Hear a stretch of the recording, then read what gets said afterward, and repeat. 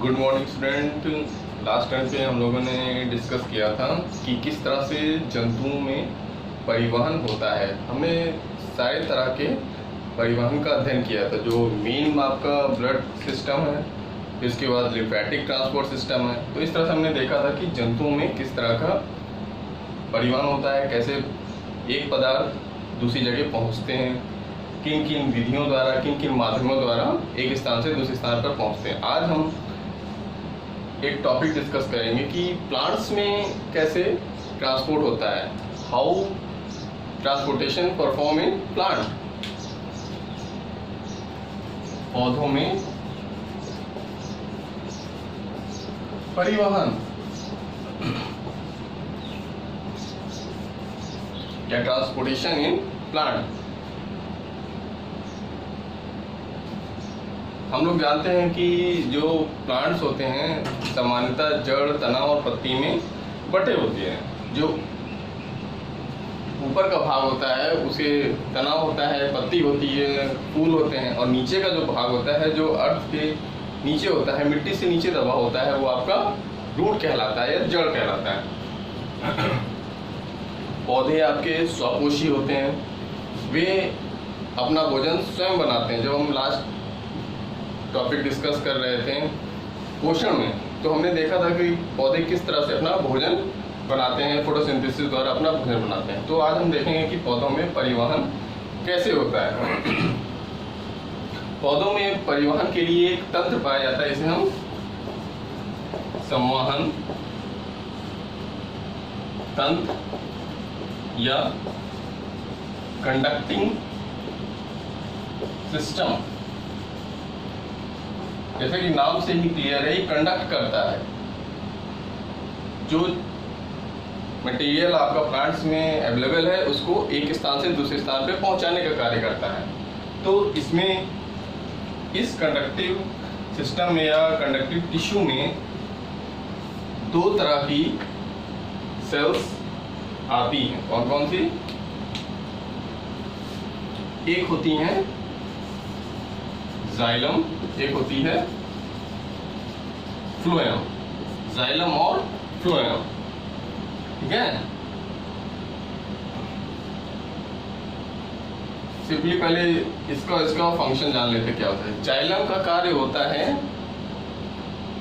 पौधों की जड़ों द्वारा जल तथा खनिज लवणों का अवशोषण करना तथा उसे प्लांट्स के हर भाग तक पहुंचाना। Absorb of water and mineral from earth and transport to every part of plant. जल तथा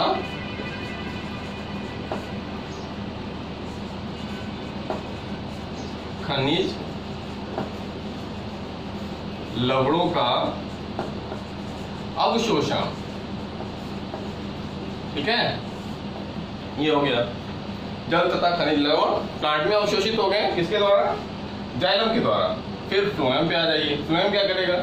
जो पत्तियां होती हैं वो आपका एक तरह का भोजन बनाने का कार्य करती हैं। जो हरे पार्ट होते हैं प्लांट्स के, वो फोटोसिंथेसिस का कार्य करते हैं, जिसके द्वारा प्लांट्स में भोजन बनता है। ये भोजन जब बन जाएगा तो फ्लोएम द्वारा शरीर के प्रत्येक भाग फ्रॉम टॉप टू बॉटम पहुंचाया जाता है। तो ये एक तरह की भोजन ट्रांसपोर्ट नलिका हो गई। ये क्या कार्य करती है? भोज्य पदार्थों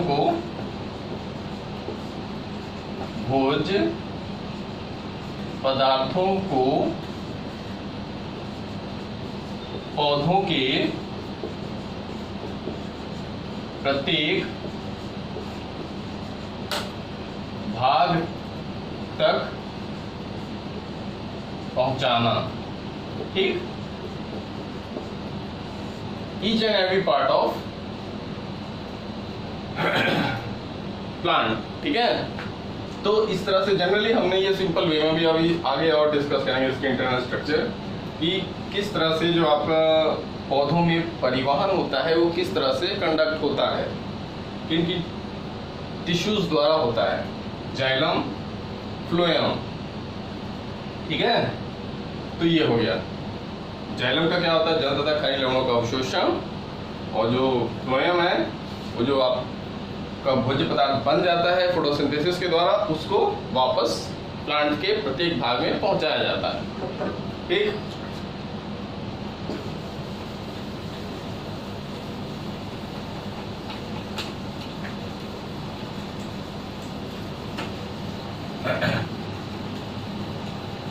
now let us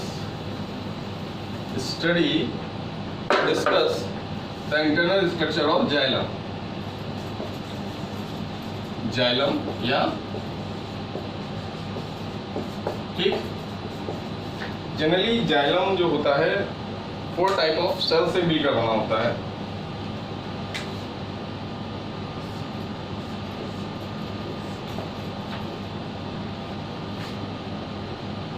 ये आपका होता है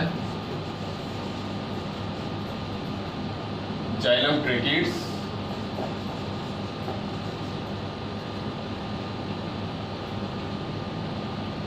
इसको कहते हैं वाहिनिकाएं, जाइलम वाहिनिकाएं, जाइलम वाहिनिकाएं।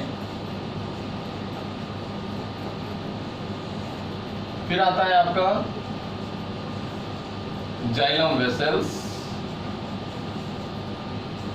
इसको कहते हैं, क्या कहते हैं, जाइलम वाहिकाएं। ठीक, फिर जाइलम पैरेन्काइमा,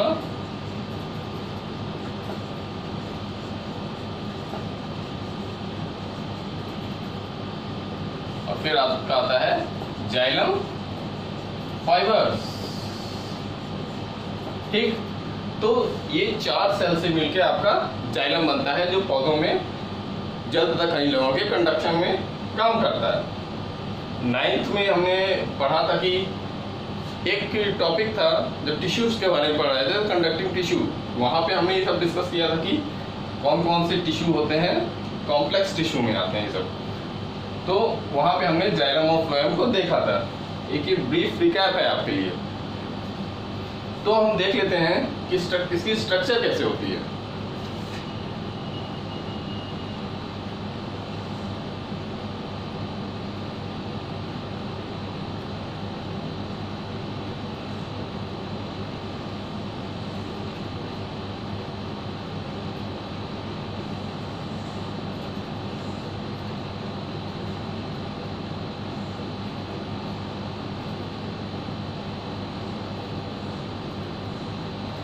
ठीक है, तो ये आपकी क्या होगी, ये होगी आपकी जाइलम वाहिनिकाएं या जाइलम ट्रेकीड्स। इसके इन जो होते हैं ये टेपर होते हैं, it made up of lignified cells. इसकी सेल वॉल जो होती है लिग्निफाइड सेल्स की बनी होती है, जो मोटी होती है। फिर उसके बाद आता है आपका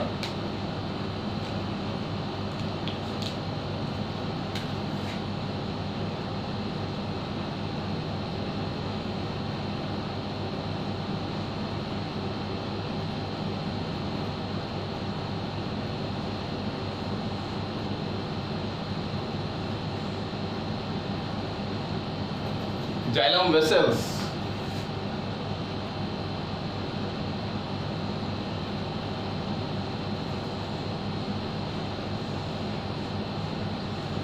ठीक, ये क्या होता है, आप देख रहे हैं ट्यूब लाइक स्ट्रक्चर होता है 1 by 1। ठीक है, ट्यूब लाइक स्ट्रक्चर बनाते हैं ये एक दूसरे के ऊपर, ताकि जो वाटर का फ्लो है वो तेजी से होता है। इसके द्वारा तेजी से नहीं होता, लेकिन इसके द्वारा तेजी से होता है। तो ये आपका हो गया जाइलम वेसल्स। फिर आपका आता है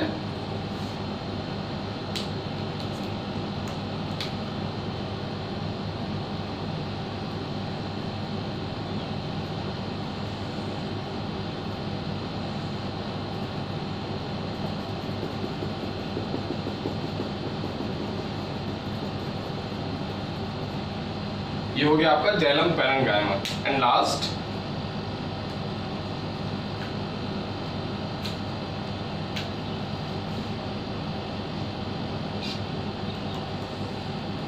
आपकी फाइबर्स हो गए।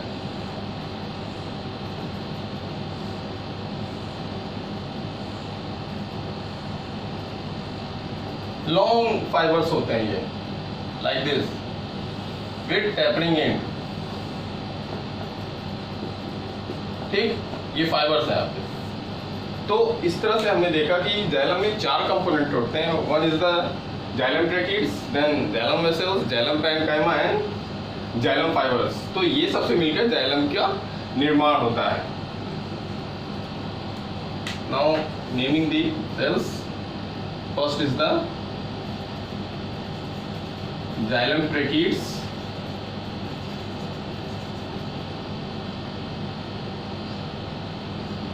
then these are xylem vessels and this is a xylem parenchyma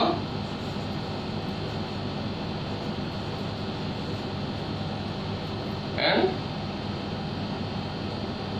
this is a xylem fiber। तो हमने देखा कि 4 तरह की सेल्स हैं with different structures। अब देखते हैं कि ये किन प्लांट्स में पाए जाते हैं। जनरली हम जानते हैं कि प्लांट्स की कितनी कैटेगरी होती है। एक होती है आपकी जिम्नोस्पर्म, टेरिडोफाइटा और एंजियोस्पर्म। ठीक, तो जाइलम ट्रैकिड्स आपके 95% जिम्नोस्पर्म में पाई जाती, केवल 5% आपका ये एंजियोस्पर्म में पाई जाती है। Gymnosperm means naked seed.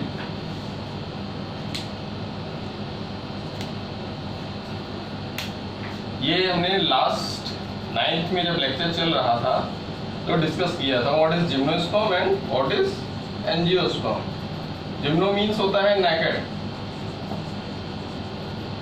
और स्पर्म मीन्स होता है सीड। ठीक है,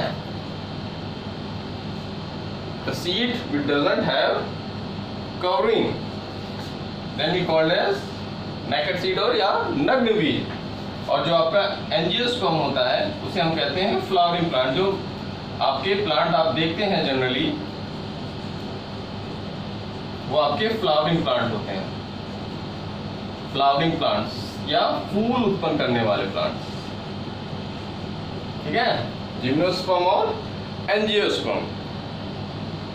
तो इस तरह से इनमें ये संरचना बहुत कम होती है जाइलम ट्रैकिड्स, और जबकि जिम्नोस्पर्म में ये मैक्सिमम पाए जाते हैं। कुछ फैमिलीज होती हैं उसमें ये पाए जाते हैं, इनमें नहीं पाए जाते हैं। तो इस तरह से हमने देखा कि जाइलम की 4 सेल्स होती हैं, xylem tracheid, xylem vessels, xylem parenchyma और जाइलम फाइबर। केवल आपका जाइलम पैरेन्काइमा ही इसमें लिविंग टिश्यू है। Now this is a living tissue of xylem, living tissue। ठीक, तो जाइलम पैरेन्काइमा केवल आपका लिविंग टिश्यू है, बाकी सब आपका डेड सेल्स है। तो जाइलम ट्रैकिड्स आपका लॉन्ग सेल्स होती हैं विद टेपरिंग एंड्स। फिर उसके बाद जाइलम वेसल आ जाता है, ट्यूब लाइक स्ट्रक्चर बनाता है, पाइप लाइक स्ट्रक्चर, एक के ऊपर एक बना देता है। फिर उसके बाद पैरेन्काइमा आता है जो आपका जीवित पदार्थ है। फिर उसके बाद जाइलम फाइबर्स आते हैं। तो इस तरह से जाइलम द्वारा इन कोशिकाओं या कंपोनेंट की सहायता से जल तथा खनिज लवणों का ऊपर की तरफ या प्लांट के हर पार्ट में परिवहन होता है। ठीक, ये हो गया जाइलम के बारे में।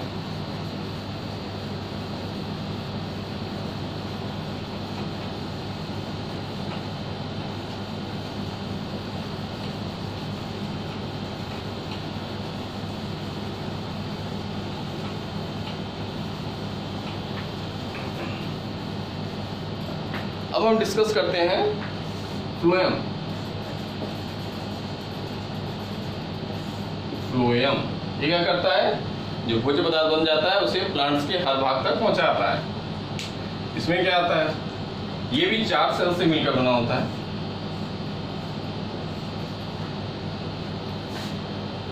इसको कहते हैं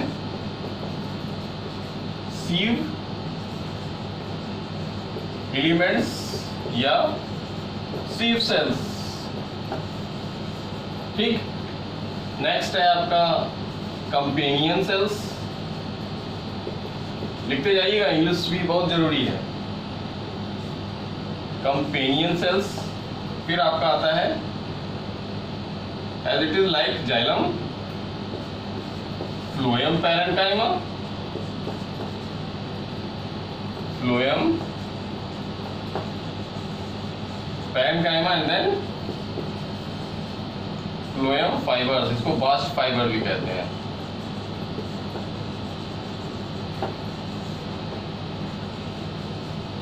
बास्ट फाइबर्स। ठीक, तो इसमें भी 4 सेल्स होती हैं। सिव एलिमेंट, सह कोशिकाएं, फ्लोएम पैरेन्काइमा और फ्लोएम फाइबर। इसमें भी ये सिव एलिमेंट्स आपका ट्यूब लाइक होता है, सिव सेल्स कहते हैं। फिर उसके बाद कंपेनियन सेल, साथ में इसकी सहायक कोशिका होती है, फ्लोएम पैरेन्काइमा और phloem मृदुतक।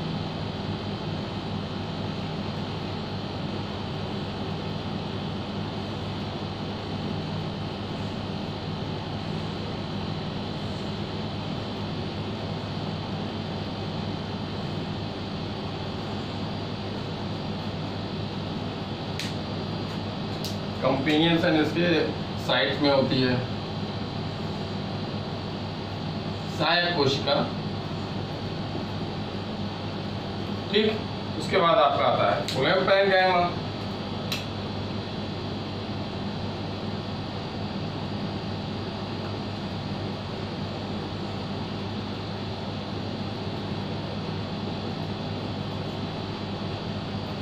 And next is the phloem fibers with tapering ends.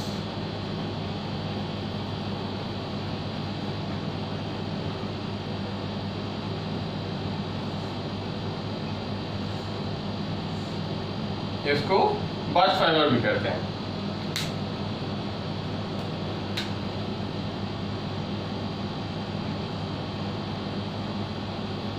ठीक है, ये आपका सिव एलिमेंट्स हो गया, then companion cell, phloem parenchyma and phloem fibres. And this is a phloem and combined with the 4 cells, sieve elements, companion cell, phloem parenchyma and phloem parenchyma, phloem fibres. तो इस तरह से पौधों में भोज्य पदार्थों का जो संवहन करने वाली ऊतक है, सेल्स हैं, वे आपके फ्लोएम होते हैं और जो 4 कंपोनेंट से मिलकर बने होते हैं। ठीक, इसके बाद हम देखते हैं कि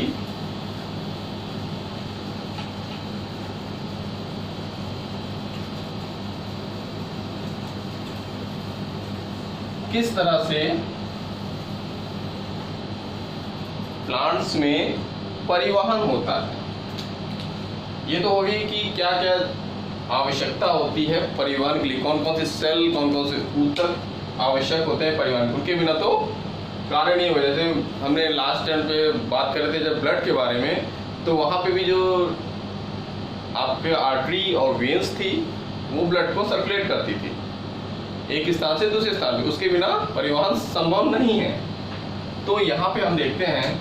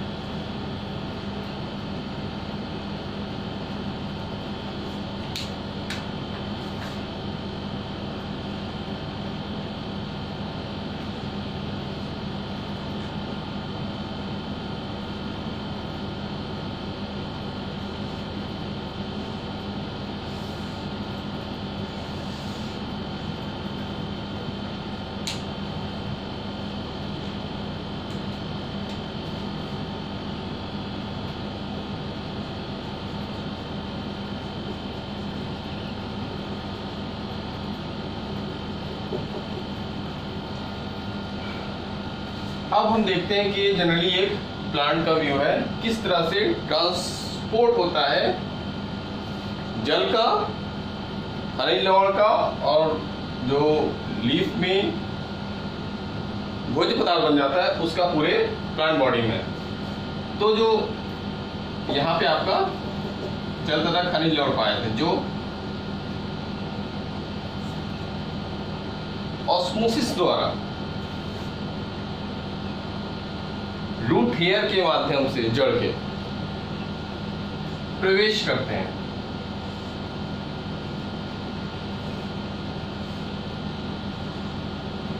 Now it goes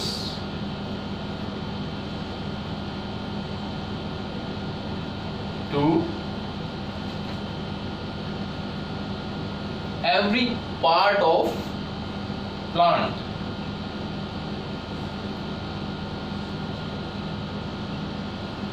Water and minerals. And it converts into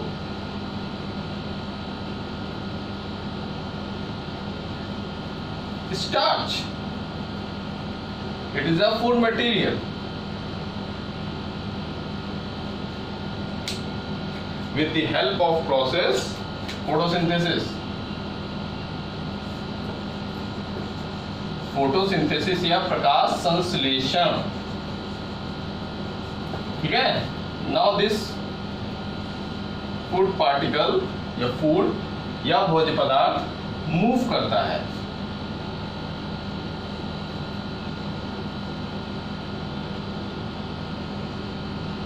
ये ऊपर भी जाएगा और ये नीचे भी जाएगा, ठीक। प्लांट्स के हर पार्ट तक पहुंचता है।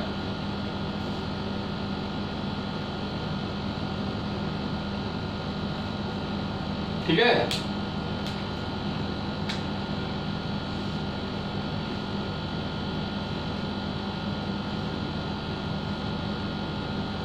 ठीक,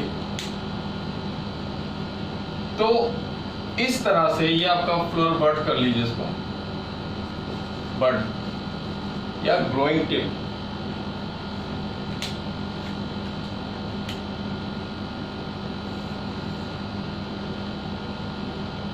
यहां भी फोटोसिंथेसिस मतलब प्लांट के हर ग्रीन पार्ट या हरे भाग से प्रकाश संश्लेषण की क्रिया होती है, जिसके द्वारा भोज्य पदार्थ बनाया जाता है और फिर वो शरीर के हर भाग में पहुंचा दिया जाता है। तो इस तरह से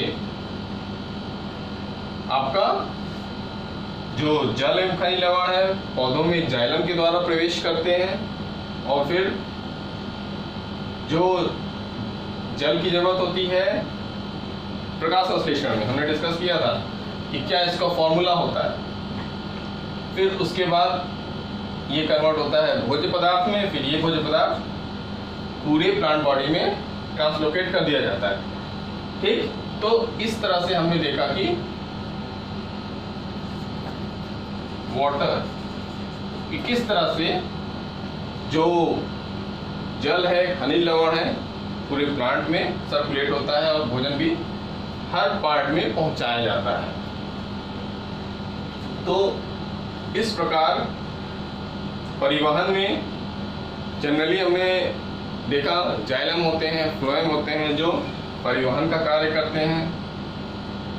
इसमें कई प्रेशर कार्य करते हैं, जिसे हम कहते हैं जो जल का, स्पेशली जल के लिए दो तरह का अवशोषण होता है।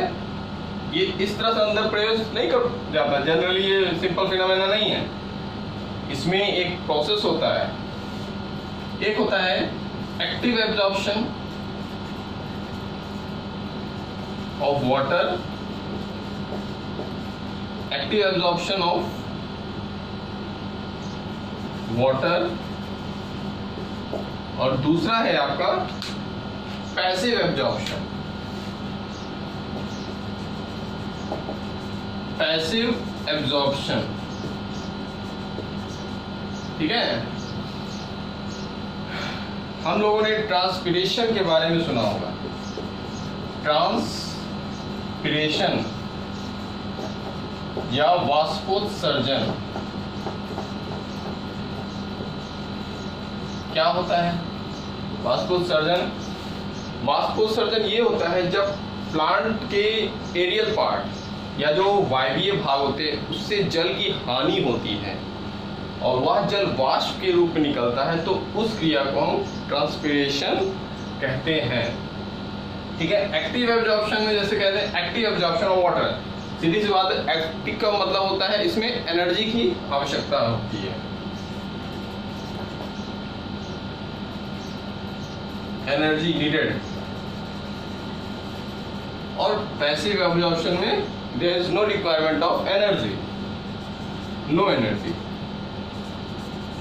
रिक्वायर्ड। ठीक है। तो जनरली आपका वाटर के एब्जॉर्प्शन में ये दो प्रक्रिया अपनाई जाती है या होती है, एक्टिव एब्जॉर्प्शन और पैसिव एब्जॉर्प्शन। जब ट्रांसपिरेशन या वाष्पोत्सर्जन की दर ज्यादा होती है तो वाटर जो होता है अर्थ से तेजी से ऊपर की तरफ एक प्रेशर के द्वारा जाता है, तो वहां पे आपका पैसिव एब्जॉर्प्शन हो गया। ठीक।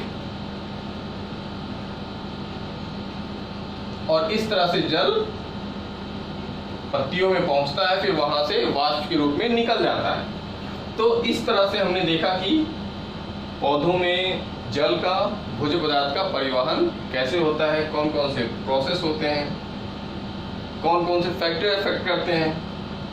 ठीक है।